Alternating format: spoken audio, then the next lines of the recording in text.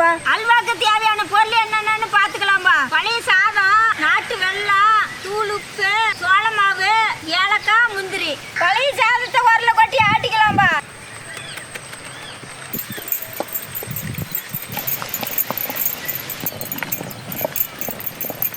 சாதம் நல்லா மஞ்சிக்கிச்சு நம்ம வலிச்சுக்கலாம்பா.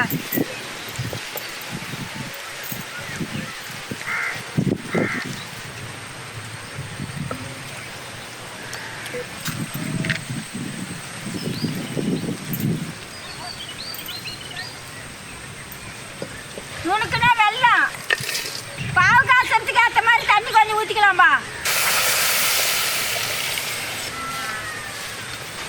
உப்பு அரைச்சிட்டுக்கு போட்டுக்கலாம்பா.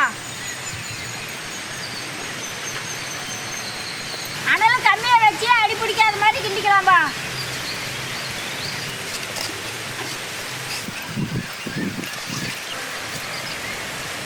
பாவு வெந்து வச்சு பார்த்தீங்கன்னா ஆட்டின சாதத்தை கொட்டிக்கலாம்பா.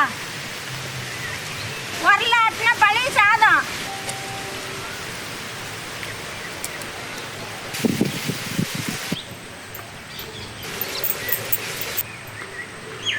அனல் கம்மியாக வச்சு அடி பிடிக்காத மாதிரி நல்லா கிண்டிக்கணும்பா.